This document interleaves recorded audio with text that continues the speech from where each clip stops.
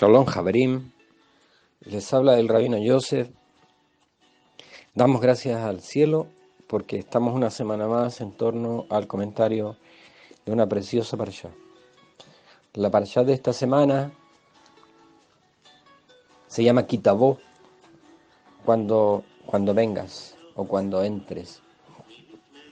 Está en el Sefer de Barim, en el capítulo 26.1 hasta el 29.8. Esta es una parashá comparada con las que hemos visto anteriormente, bastante breve en términos de mandamientos. Tenemos en esta parashá 6 mandamientos. El precepto de hacer una declaración sobre las primicias, cuando uno va a entregar la primicia al Eterno. El precepto de hacer una declaración sobre el diezmo. El precepto de imitar los modos de actuar de Dios, que es un precepto, para mi gusto, uno de los más bonitos. La prohibición de comer del segundo diezmo, ¿cierto?, estando de luto. La prohibición de comer del segundo diezmo en estado de impureza. Y la prohibición de gastar dinero del segundo diezmo en otra cosa que no sea la comida y la bebida. Respecto de los 613, tenemos acá 6 mandamientos, ¿cierto? 3 que son preceptos, es decir, son positivos, y 3 que son prohibiciones, que son negativos. Dice así, comienza esta parashá de esta forma: ve allá, Kitabo el Eretz Asher Adonai Eloheja noten leja Najalá Virishta, Beyashav Taba Belakachta Mereshit Kol Pri Ha'adama Asher Tavi Me'artzeja Asher Adonai Eloheja noten leja Besamta Vatene Bejalaja Makom Asher Ibhar Adonai Eloheja Lishkan Shemo Sham. Y sucederá que cuando entres en la tierra que el Eterno tu Dios te entrega en heredad y tomes posesión de ella y te asientes en ella, deberás tomar de lo primero de todos los frutos de la tierra que te dé, la tierra que el Eterno tu Dios te da. Lo pondrás en un cesto e irás al lugar que el Eterno tu Dios escoja para hacer residir allí su nombre.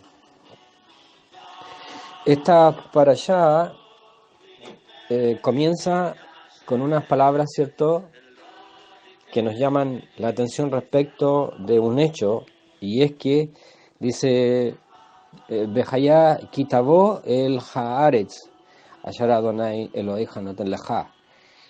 Y sucederá que cuando entres a la tierra que el Eterno tu Dios te entrega.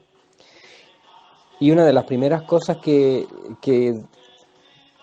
debemos resaltar acá es, ¿cierto?, cuando entres a la tierra que el Eterno tu Dios te da, cuando entres a la tierra.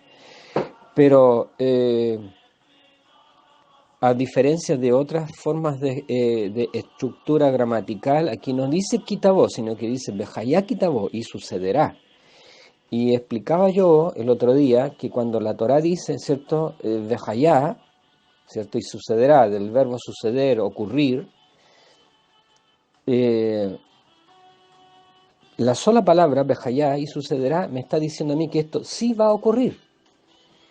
No está condicional, como en otras partes. Por ejemplo, im Kitabó, y sucederá, y si sucediera, o si es que vinieres, ¿cierto? Aquí, Im Kitabó, el Haaretz, si vinieres a la tierra. Eso está condicional, pero aquí no dice el im, que es una partícula condicional, sino que dice vejayá, y sucederá.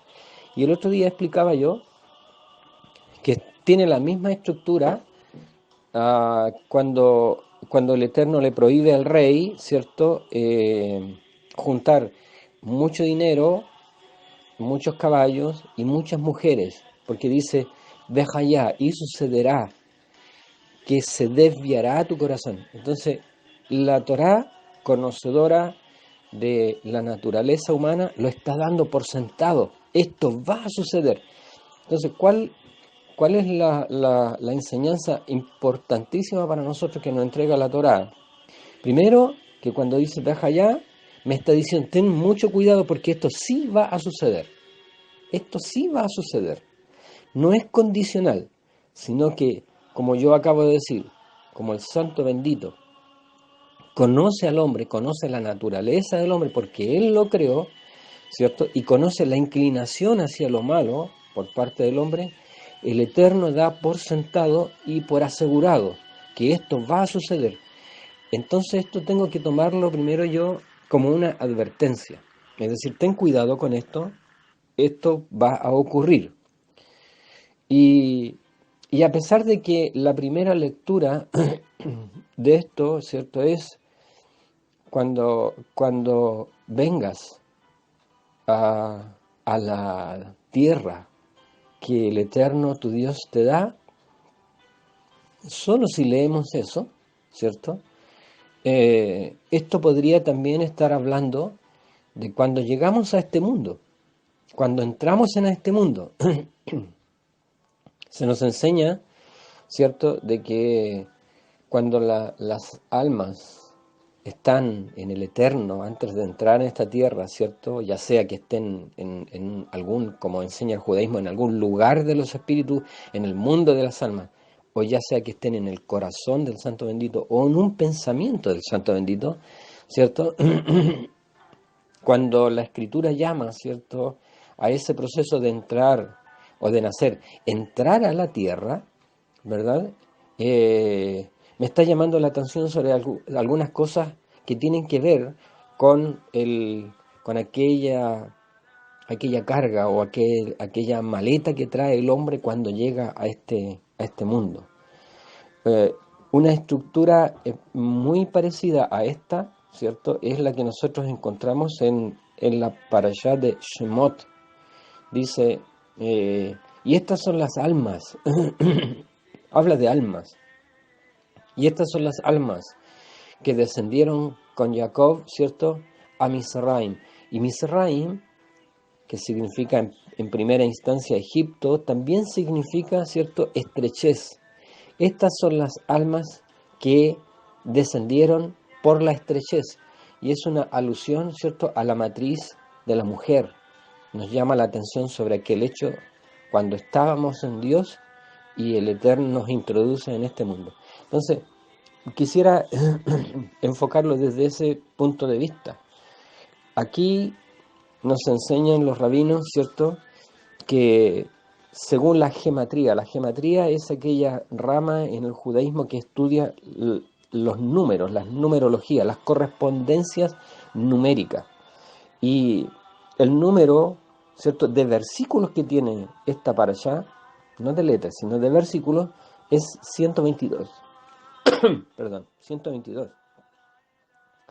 Y corresponde al mismo número de la palabra hebrea le'avadav, para sus esclavos. Y como está conectado el número 122 con el pasaje, ¿cierto?, que dice, y sucederá que cuando entres en la tierra, sucederá que cuando entres en la tierra.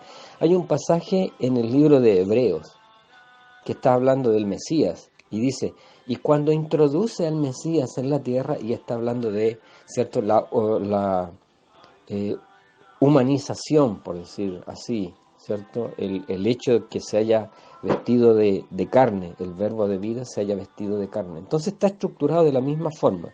Entonces, ¿es lícito que yo pueda enfocarlo desde ese punto de vista? Sí, sin duda. Puestas así las cosas, debemos entonces tratar de entender por qué, ¿cierto?, habla de cuando nosotros entramos en la tierra y habla, ¿cierto?, de esclavos. Y en el fondo es porque uno viene al mundo físico y uno vive unos años, ¿cierto?, en absoluta libertad, en el sentido de que no está amarrado, ¿cierto?, a, ni a esclavitud, ni está amarrado tampoco a preceptos, a mandamientos, ¿cierto? Eh, ese, ese periodo dura, según nos enseñan nuestros rabinos, dura hasta que uno llega a la edad, en el caso del varón, ¿cierto?, de 13 años, y en el caso de la niña, 12 años, y llega a la ceremonia y al ritual de Bar o Bat Mitzvah, que significa hijo o hija del mandamiento. ¿Y de qué se trata esto? Se trata de que la Torá nos enseña a nosotros que nuestras faltas y nuestros pecados hasta esa edad no les son imputados ni al niño ni a la niña, sino que les son endosados como responsabilidad al padre. Sin embargo, desde esa edad en adelante, que es la edad en la que uno entra en la juventud, ya uno comienza, ¿cierto?, a hacerse esclavo de muchas cosas. ¿Y de dónde aprendemos esto? Del pasaje cuando el salmista dice, de los pecados de mi juventud no te acuerdes. Y no habla de pecados de la niñez. Entonces en el judaísmo existe esta ceremonia que es muy bonita, es muy emotiva y también muy profunda y es significativa. Nosotros vemos en el Sefer Matatiahu, en el libro de Mateo, ¿cierto?, el pasaje cuando dice, y llevaron a Yeshua, que tenía alrededor de 12 años, él tenía como 12 años, llevaron a Yeshua a Jerusalén, conforme a la costumbre, y se está refiriendo precisamente a este acto. De ahí en adelante, ¿cierto?, el padre y la madre dejan de ser responsables por las faltas del hijo, y el hijo se hace un adulto ante la congregación de los hijos de Israel, y él mismo responde, ¿cierto?, por, por, su, por sus pecados o por sus faltas. Eso quiere decir que ahora ya consciente, ¿cierto?, y, y ya sabedor de lo bueno y de lo malo, comienza el hombre, por esta inclinación que tiene hacia lo malo, a esclavizarse, a hacerse siervo, ¿verdad? Y comienza a llenar esta maleta con la que llegó, con la que hizo este viaje, cuando entró en el mundo, cuando vino, como dice aquí, cuando entres a la tierra que el Señor tu Dios te da, ¿verdad? Comienza a llenar esa maleta y comienza a llenarla, ¿cierto?, de un montón de hábitos y que se pueden tornar con el paso del tiempo en una esclavitud. Dicen los psicólogos que el hombre nace, ¿cierto?, y hasta que el hombre muere, él siempre va a estar sujeto a hábitos, va a ser esclavo de hábitos. Y ya que vamos a ser esclavos toda nuestra vida, ¿cierto?, de ciertos hábitos, la Torá, ¿cierto?, nos invita a que seamos esclavos de hábitos buenos y no de hábitos malos. ¿Y por qué digo esto? Porque precisamente en esta parashá, ¿cierto?, están dadas las bendiciones y las maldiciones. ¿Y qué relación tiene esto? Tiene la siguiente relación, que si yo me hago, ¿cierto?, esclavo de buenos hábitos, va a venir como consecuencia el que yo sea alcanzado, no el que yo alcance, sino que el que yo sea alcanzado por las bendiciones del Eterno. ¿Por qué digo esto? Porque la Escritura dice, ¿cierto?, y estas bendiciones te alcanzarán. Es decir, usted se puede desplazar a donde usted quiera, usted puede arrancar incluso de las bendiciones del Santo Bendito, y estas bendiciones le van a alcanzar. ¿Y de dónde aprendemos eso? Cuando el salmista dijo, ¿a dónde huiré de tu presencia? ¿Dónde nos podríamos esconder que la verajá, que la bendición del Eterno no nos alcance cuando estamos haciendo lo correcto, cuando hemos desarrollado, ¿cierto?, un servicio, más que incluso esclavitud, un servicio. Es decir, hay una diferencia entre una esclavitud y un servicio. Quizás los dos, ¿cierto?, Eh, los dos pertenezcan a una misma raíz, a algo que hay que hacer. En cambio, ¿cierto?, la esclavitud es algo de lo cual a lo cual yo estoy obligado a hacer, incluso que no tenga deseo de hacerlo. En cambio, el servicio, y sobre todo el servicio al Eterno, habla de que yo pongo mi corazón. Ayer hablaba con los alumnos de una clase que yo tengo, una clase de los que se llama de los pérsicos, y yo le hablaba de esto, de la pasión, del amor profundo, de las ganas, ¿cierto? Incluso de los sentimientos. Hay mucha gente que sataniza los sentimientos. ¿Y por qué? ¿Por qué? Sí, porque los sentimientos son subjetivos, porque, ¿cierto?, suben y bajan, de repente están y de repente no están. Bueno, pero tenemos que llegar a la estatura espiritual que incluso nuestros sentimientos, ¿cierto?, sean puestos para el servicio del Eterno. Por la otra parte, es decir, en contrapartida de esta idea, ¿cierto?, si me hago esclavo de malos hábitos, y por eso digo esclavo, no siervo, si me hago siervo de buenos hábitos y si me hago esclavo de malos hábitos, entonces, ¿de qué se trata esto? Se trata de que si yo me hago esclavo de malos hábitos, ahora no me van a alcanzar ni me van a seguir las bendiciones, perdón, las bendiciones del Eterno, sino que lo que me va a alcanzar van a ser una maldición. Y va a operar exactamente igual que las bendiciones. Es decir, donde quiera que yo me esconda, me van a alcanzar. ¿Por qué? Porque las llevo en mi maleta. Ese principio, ¿cierto?, lo que significó el llegar a esta tierra con esta carga, en el fondo no es otra cosa, sino los planos y los proyectos para yo ser arquitecto de mi propio destino, con la ayuda de Hashem, bendito sea. Y de eso habla esta parashá. Llegamos, ¿cierto?, a este mundo, y sucederá que cuando entres en la tierra que el Señor tu Dios te da, todas las instrucciones que van a venir ahora, yo las puedo enfocar desde dos puntos de vista.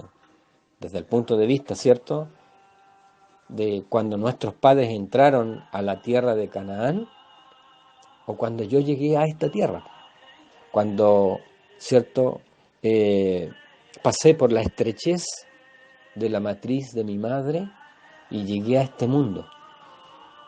Entonces, debemos poner cuidado en aquellos pasajes, ¿cierto?, que están contenidos en esta bendita parashá, entendiendo que están puestos aquí para nuestro bien y para nuestra bendición. Ahora, ¿cuál es el problema? Es que cuando el hombre se hace esclavo, la norma que dicta la Torá es que yo no me puedo liberar a mí mismo. No hay posibilidad de hacerlo. ¿De dónde aprendemos eso? Aprendemos del hecho que nuestros padres en Egipto, ¿cierto?, no se pudieron liberar ellos mismos.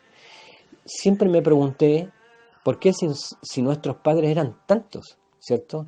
Tantos así que Faraón llegó a decir, Beimale Haaretz Otam, y se llenó la tierra de ellos. Faraón dijo, son más numerosos que nosotros y más poderosos que nosotros, porque en el número está el poder. Por eso Dios quiere que su pueblo, ¿cierto?, crezca en número, también en calidad.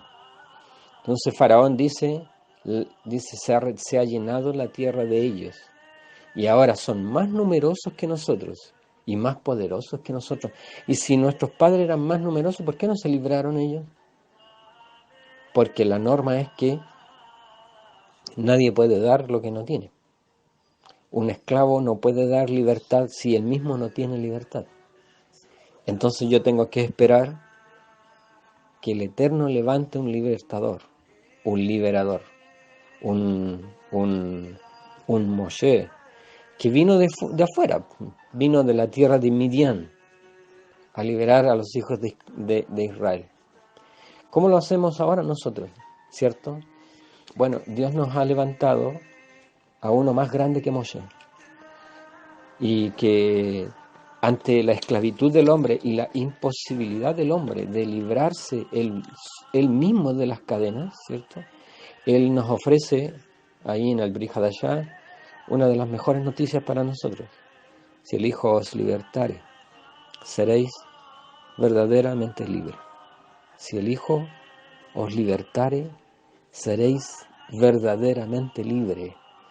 Y nos da de esa forma, ¿cierto?, el poder para cambiar nuestros hábitos, de aquellos hábitos nocivos que nos mantenían esclavos y que nos acarreaban, ¿cierto?, pesar a nosotros, ¿cierto?, porque el quebrantar los mandamientos de Dios sin duda genera maldiciones. No es que Dios quiera maldecirnos. Una vez me preguntaron, ¿cómo un Dios de amor quiere maldecirnos? No, si Dios no quiere maldecirnos. Hay un pasaje precioso en el libro de los profetas, donde dice, vivo yo, dice el Señor, que yo no quiero la muerte del pecador, sino yo quiero que el impío se arrepienta y viva. Eso es lo que Dios quiere de nosotros, que vivamos. Y para eso, ¿cierto?, Él levantó a nuestro bendito Mesías Yeshua de Nazaret, que su mérito siempre nos alcance, para terminar con nuestras cadenas, para hacernos este viaje, porque en realidad cuando dice aquí, Bejayá, aquí tabó el Haaretz, Asher Adonai Eloheja no telajá, y sucederá que cuando entres en la tierra, es decir, cuando, como yo lo expliqué al principio, cuando dice y sucederá, es que yo sí voy a tener hábitos y esclavitudes. Esto va a suceder, no es condicional. Dios me está asegurando, yo voy a tener ciertos hábitos y voy a hacerme esclavo. Por eso la invitación del Eterno, a través del cumplimiento de todos sus mitzvot, de los mandamientos, es que siempre voy a ser esclavo. Y la invitación del Eterno es que busquemos un buen amo, ya que nosotros llegamos y entramos a esta tierra que el Señor nos da y siempre vamos a ser esclavos. Bueno, busquemos el mejor amo para nosotros. Y la Torá nos enseña que hay una gran diferencia entre ser siervo del Señor y servirle a Faraón, ¿verdad? No caigamos en la ilusión de nuestros padres, que una vez siendo rescatados, ellos echaban de menos lo que, entre comillas, era bueno, ¿cierto?, de Egipto. Si somos honestos con nosotros mismos, nos vamos a dar cuenta que Egipto no nos ofreció nada bueno, nada bueno. Y cuando nosotros recordamos, ¿cierto?, nuestros años en Egipto, no recordamos otra cosa sino amargura, que es el significado que tiene el maror, el agua con sal, las hierbas amargas, en la preciosa ceremonia que nosotros, ¿cierto?, observamos sobre Pesaj, sobre Pascua. En una parte del Seder, del ritual, ¿cierto?, dice, y comerás hierbas amargas untadas en maror, en esta agua con sal que simboliza las lágrimas de nuestros padres, ¿cierto? Y así como nuestros padres en Egipto clamaron, ¿cierto?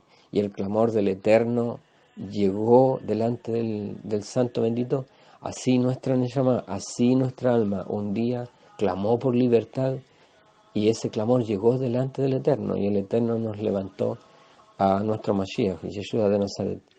Entonces estos mandamientos están dados para eso, para hacer este juego de luz y sombra, hacer este juego de bendición y de maldición, ¿se fijan?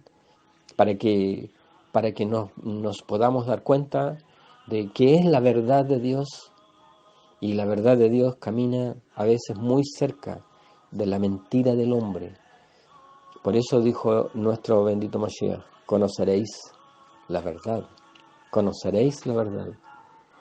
Y dice aquí en el Sefer Yohanan, en el libro de Juan, capítulo 3, en el verso 21, dice, Abal Osea Emet, pero aquel que hace la verdad, dice, y Abó la Or, viene a la luz, pero aquel que hace la verdad. En nuestras Biblias pusieron, aquel que practica la verdad, viene a la luz. Una vez conocido este camino, una vez, ¿cierto?, siendo conocidos por Dios, tenemos un enorme trabajo en llegar a ser expertos y profesionales, en discriminar cuál es la verdad de Dios y cuál es la mentira del hombre, porque el corazón del hombre es engañoso. Y por eso son importantes estas porciones de la Escritura, por eso es importante que conozcamos los mandamientos, para que tengamos, y está también establecido en la misma Torá, dice, conocerás estos mandamientos para que aprendas a discriminar, a diferenciar, a dividir, ¿cierto?, lo bueno de lo malo, la verdad de la mentira. Quiera el Santo Bendito que podamos meditar en esto, que podamos disfrutar, ¿cierto?, como dice el Brit Hadashah, disfrutar de la libertad con que el Mashiach nos hizo libre, y podamos crecer en este servicio, no en la esclavitud, en el servicio a Dios, como nos enseña la Escritura, podamos crecer hasta la estatura de aquel siervo a quien por ley le correspondía ya ser liberado en el año de la Shemitah, es decir, en el año de la remisión o del reposo de la tierra, pero él había considerado y había visto que su amo había sido tan bueno con él, que el trato era bueno, que le había dado esposa, que le había dado hijo, y que él no quería abandonar la casa de su padre o de su amo. Y tenía que acudir donde su amo, hacerle ver que él no quería salir de su casa. Entonces el amo le ponía un aro, ¿cierto?, en su oreja, le perforaba su oreja, y con eso él daba testimonio de que él ahora era siervo, pero porque quería, no porque estaba obligado. Tenía todas las posibilidades de irse, pero este amo que le había tocado había sido un amo de bendición para él. Así tengamos nosotros la claridad de que nuestro Dios, a través de nuestro bendito Mashiach, ha sido un amo bueno para nosotros. No solo terminó con nuestra esclavitud, sino que nos permite, si es que nosotros consideramos que Él no ha sido bueno, nos permite irnos. Y aquí tendríamos que decir, ¿cierto?, como dijo Kefas a nuestro bendito Mashiach, ¿y a quién iremos? Si solo tú tienes palabras de vida eterna para nosotros. ¿Dónde vamos a ir? ¿A dónde vamos a ir? Que el Eterno nos bendiga y que la luz de Kitabó, ya en medio del mes de Elul, nos pueda alumbrar, como decimos los días viernes, nos pueda alumbrar el camino para regresar a la alianza que hicieron nuestros padres en el monte Sinaí. Que el Eterno les bendiga. Shabbat Shalom.